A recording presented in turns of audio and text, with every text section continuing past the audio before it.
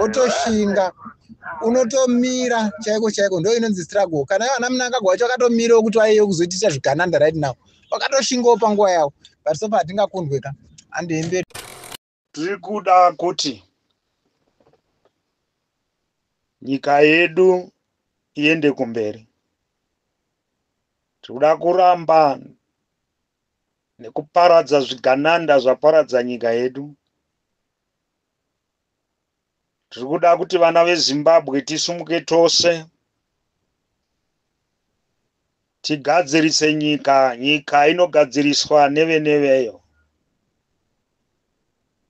kwete kuti nyika inotongwa nevenevayo.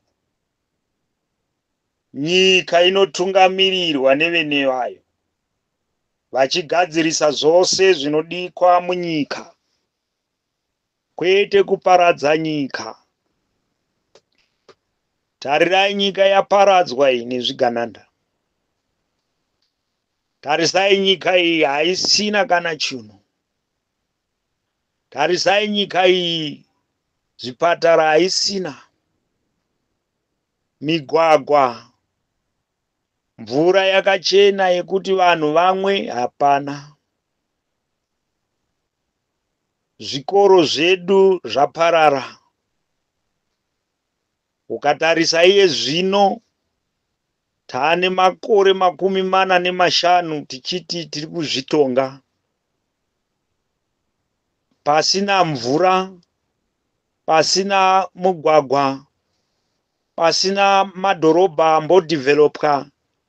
Zvakangosiyiwawo nana Ian Smith ndizvo zvatiri kungoita nanhasi.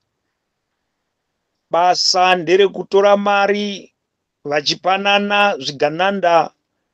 Basa ndare kungotema nyika ichinzi amastendi kuitira kuti zvigananda zvisapotane, vana veZimbabwe vachishupika.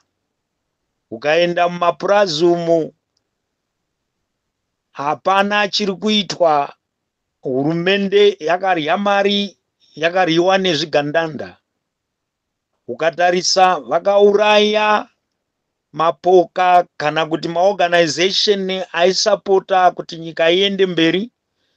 Maparastatal companies akaparadzwa, vana GMB hakusina, vana Railways of Zimbabwe hakusina, vana ADA hakusina, vana DDF hakusina, vaishanda vachibatsira kuti nyika iende kumberi.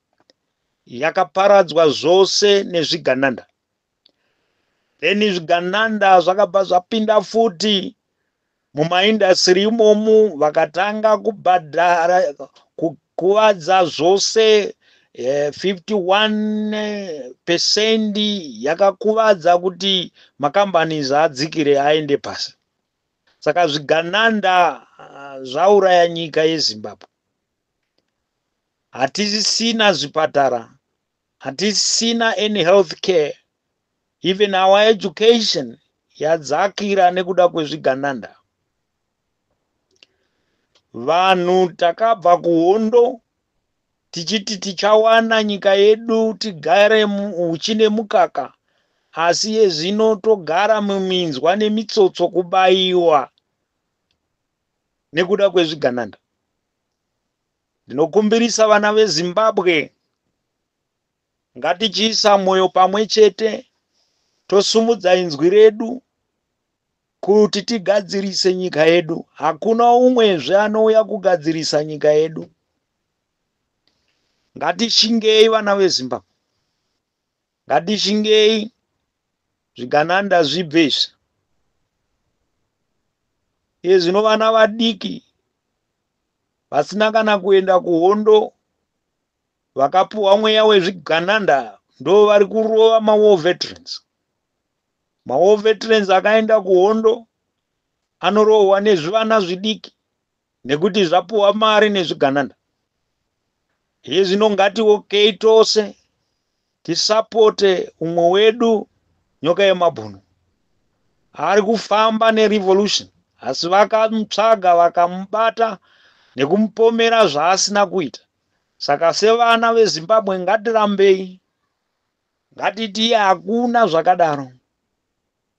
Inonzi nada pachiputukezi.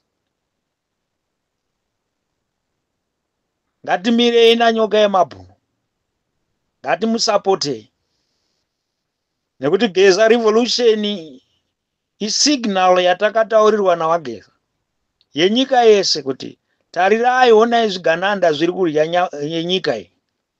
Tarisai zvigananda izvi zviri kufamba zvichiita zvazvinoda. Tarisai zvigananda izvi hazvina kana rukudzo, zvinotodadira vakarwa hondo. Zvinotodadira vakarwa hondo. Saka ngatisumukei sevana veZimbabwe. Toita mweya wedu watakapfeka nguo yatakatora nyika yedu. Kuti Zimbabwe ndeye ropa ramadzibaba. Zimbabwe ndeye ropa ramadzibaba. Zimbabwe ndeye ropa nyika yedu iyi. Tichienda kumberi ukoko tibvise zvigananda. Zvigananda zvese zvipere. Zvigananda tichazvida. Taramba sevana veZimbabwe. Ngatisumukei tose tiende ikoko tivabvise vanavo. Vanhu vashoma zvikuru vari kutikanganisa kuti nyika yedu itungamirirwe zvakanaka. Ava vari kutonga nedemo. Zvicherwa zvedu zvapera, zviri kuendeswa kune dzimwe nyika, vachingotutira ikoko zvichienda, vana veZimbabwe vachitambura, ivo vachiguta. Saka nhasi ngatisumudzei voice, the Geza Revolutionary Signal, bombshell. Sumudza flag yeZimbabwe tione kuti zvigananda zviperezvo. Hatichada taramba, taramba. Ngazvipere zvigananda izvi. Nhau haisi yemunhu mumwe chete. Nhau yatiri kudai kundorwisa right now haisi yababa Geza woga, kana yavanyoka yemabhunu woga, kana yawamudzingwa woga. Saka ndinowanzoshamisika nevamwe vanhu vari kuwa nekutovhura mapeji nemachanel wachizama kuda kukritisaiza zviri kutaurwa nevakuru vari kudai kunotitungamirira pathis struggle yatiri right now. Chandati ndishe nemi right now ndechekuti semaZimbabweans iwe neni tine basa rekuwaka nyika yedu. Handitika zvatine basa iwe neni rekuwaka nyika yedu, tinoda kuti either uriwe kwaNgonzora, uriwe kwaChamisa, uriwe kuZanu, as long usina chauri kubhenefita pazvigananda zviripo right now, huya ubatane nevamwe, huya tibatire pamwe chete, huya tiise chanza chedu pamwe chete. Hanzi rume rimwe harikombe churu. Handitika maZimbabweans. Saka hatingakundwe nemajuru anowaka churu chakakura chaizvo asi kari kanhu kadiki. Handitika kubatana ndiwo musimboti wozvose. Kubatana ndiko chete kunoita kuti tinge tichibudirira pathis struggle.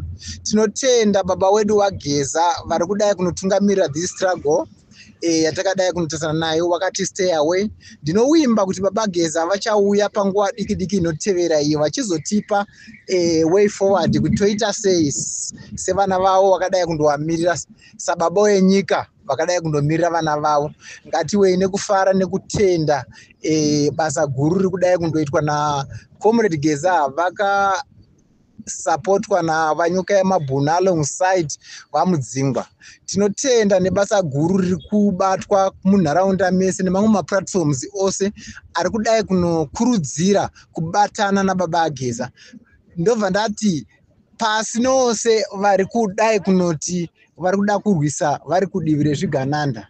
Tinotenda maZimbabweans kuti ini neve tikangobatana chete, tikangoziva chinangwa chete chekutaura nababa Geza kuti hachisi kuda unoisa upfu kumba kwababa Geza kana kuti kumba kwanyika yemabhunu woga, but ndeyekuitira ramangwana rangu neremangwana emwana vangu kuti inge tiri panguva yakanaka mangwana.